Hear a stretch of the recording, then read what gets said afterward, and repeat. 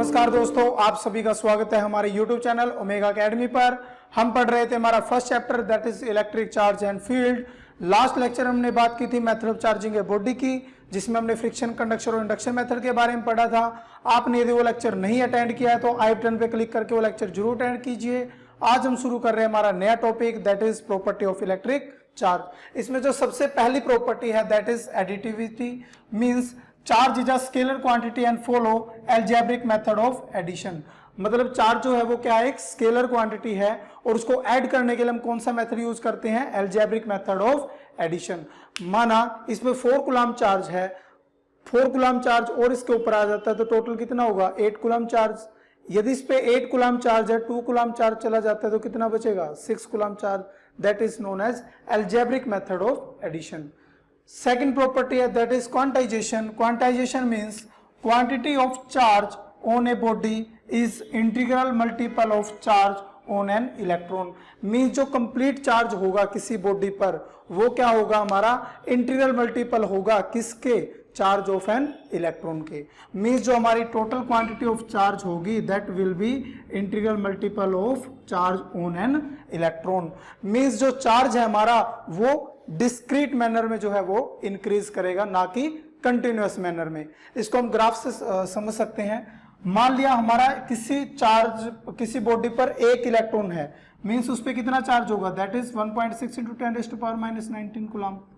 उस पर जो है 1 इलेक्ट्रॉन और आके शिफ्ट हो गया तो मतलब उस पर कितना चार्ज हो गया, दैट इज 3.2 × 10⁻⁻19 कूलम। यदि उस पर एक और चार्ज आ जाता है तो कितना चार्ज होगा total, that is 6.4 × 10⁻⁻19 coulomb. Means जो चार्ज होगा वो हमारा क्या होगा, multiple of charge on an electron. और एक इलेक्ट्रॉन पे कितना चार्ज होता है 1.6 × 10⁻⁻19 कूलम।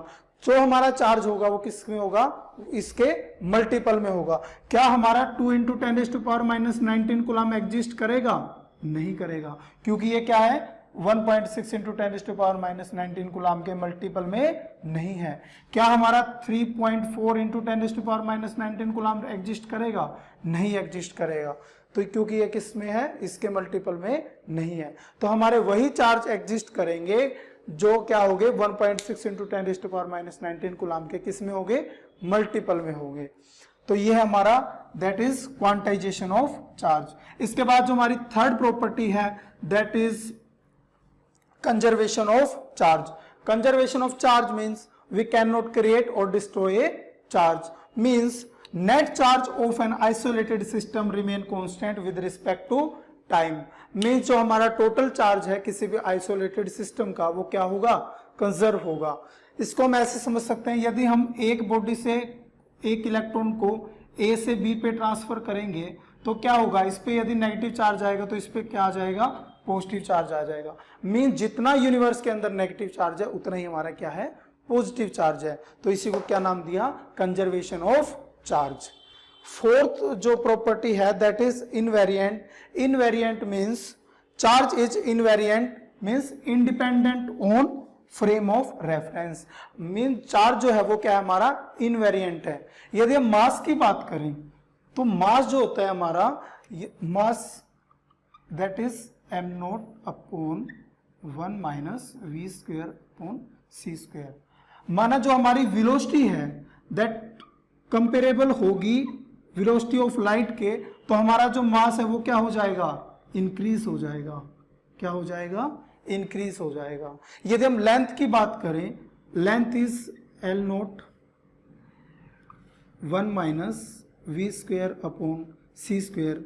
यदि हमारी वेलोसिटी कंपेरेबल होगी किसके, वेलोसिटी ऑफ लाइट के, तो हमारी जो लेंथ है दैट विल बी डिक्रीज।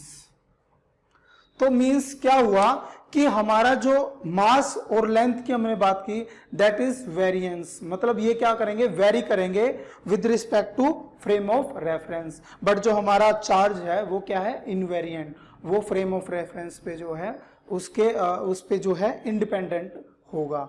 इसके बाद हम बात कर लेते हैं एक पॉइंट की जो इंपॉर्टेंट है, that is charge can not exist without mass but mass can exist without charge. Means जब हमारा इलेक्ट्रॉन एक बॉडी से दूसरी बॉडी पर जो है चला जाता है तो उसके साथ क्या चला जाता है, मास भी चला जाता है। Means charge can not exist without mass. इस एग्जांपल से हम सीख सकते हैं, माना हमारे पास दो बॉडी हैं ए एंड बी, इसका जो मास है दैट इज m, इसका जो मास है, इसका भी जो मास है m, मीन्स इन दोनों का मास जो है वो क्या है, इक्वल है। और माना यहां से जो है 100 इलेक्ट्रॉन हमने जो है क्या किए, ए से बी पर ट्रांसफर कर दिए, तो बताओ इनमें जो है मास डिफरेंस कितना होगा। तो अब हमें पता है इलेक्ट्रॉन ए से बी पर गए तो उसके साथ कुछ ना कुछ मास भी गया होगा, और जो मास गया होगा वही तो इनके बीच का डिफरेंस है। तो हमारा जो होगा m